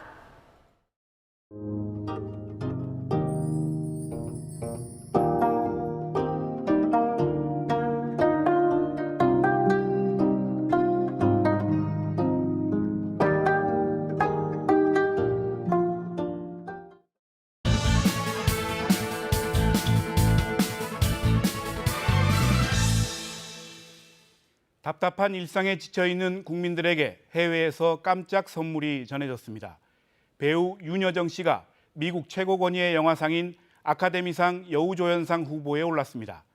한국 배우가 아카데미 조연상 후보에 오른 건 이번이 처음으로 지난해 영화 기생충에 이은 큰 성과입니다. 아카데미는 영화 속 손자의 대사처럼 할머니 같지 않은 할머니를 연기한 배우 윤여정의 연기력을 높게 평가했습니다. 한국인 이민자들의 미국 정착기를 그린 영화 미나리는 한국인과 한국계 배우, 한국계 감독이 만든 독특한 이력의 미국 영화입니다. 윤여정 씨의 여우조연상뿐 아니라 감독상과 작품상까지 아카데미 6개 부문 후보에 올랐습니다. 외신들은 윤여정 씨와 아시아계 배우들의 연기상 후보 지명에 대해 오스카 역사를 썼다고 평가했습니다. 백인 위주라는 비판을 받아온 아카데미가 다양성을 확보하기 위해 문호를 개방한 점도 눈에 띕니다. 지난해 오스카 사관왕의 기생충도 배우상 부문에는 후보를 내지 못했는데 이번에 윤여정 씨가 한국 영화 102년의 역사를 새로 쓰게 됐습니다. 평론가들은 속마음을 드러내지 않고 딸을 응원하는 친정엄마의 감정 표현이 세계인 누가 봐도 공감할 수 있는 명연기였다고 말합니다. 아카데미에 앞서 각종 해외 영화제에서 윤여정 씨에게 30여 개의 연기상을 수여한 점이 이를 증명합니다. 이번 쾌거는 하루아침에 만들어진 게 아니라 그동안 쌓아온 한국 영화, 한국 배우들의 역량이 인정받은 결과입니다. 동시에 한류로 대표되는 한국의 문화예술인들이 세계 무대를 끊임없이 도전해 얻어낸 성과이기도 합니다. 데뷔 50년, 올해 나이 74살의 윤여정 씨는 후보에 오른 것만으로 영광이며 이 나이에 이런 일이 있을 거라고는 상상도 못했다는 소감을 내놨습니다. 코로나로 연기돼 다음 달 25일 열리는 아카데미 시상식이 더욱 기대를 모으고 있습니다. 뉴스 해설이었습니다. 오늘 아침 공기가 다소 쌀쌀하죠? 어제보다 3도에서 많게는 10도가량 기온이 뚝 떨어졌습니다. 그런데 한낮에는 햇볕이 내리쬐면서 기온이 금세 오르겠습니다. 서울 17도, 대구 18도, 광주는 19도까지 오르겠습니다. 어제 북풍을 타고 유입된 황사가 여전히 중부지방을 중심으로 영향을 주고 있습니다. 지금 경기도에는 미세먼지 주의보가 발효 중이고요. 서울과 세종, 충남과 대구, 부산에서도 미세먼지 농도 나쁨 단계를 보이고 있습니다. 오늘 서울과 경기 남부, 충청 지역에서는 계속해서 옅은 황사가 관측될 것으로 예상되고요. 내일까지도 황사는 중서부 지역을 중심으로 관측될 것으로 예상됩니다. 지금 전국에는 구름 없이 대체로 맑은 하늘 보이고 있습니다. 오늘 고기압의 영향을 받겠고요. 현재 기온 살펴보겠습니다. 서울이 1.9도, 춘천 0.2도, 대전이 1.2도에 머물러 있고요. 부산도 8.6도로 어제보다 기온이 낮습니다. 한낮에는 서울이 17도, 춘천 18도까지 오르면서 일교차가 매우 크게 벌어지겠고요. 대전이 18도, 광주 19도, 부산은 16도 예상됩니다. 바다의 물결은 제주 먼바다에서 최고 4m까지 거세게 일겠습니다. 날씨 정보 전해드렸습니다. 네, 수요일 아침 KBS 뉴스광장 마칩니다. 시청해주신 여러분 고맙습니다.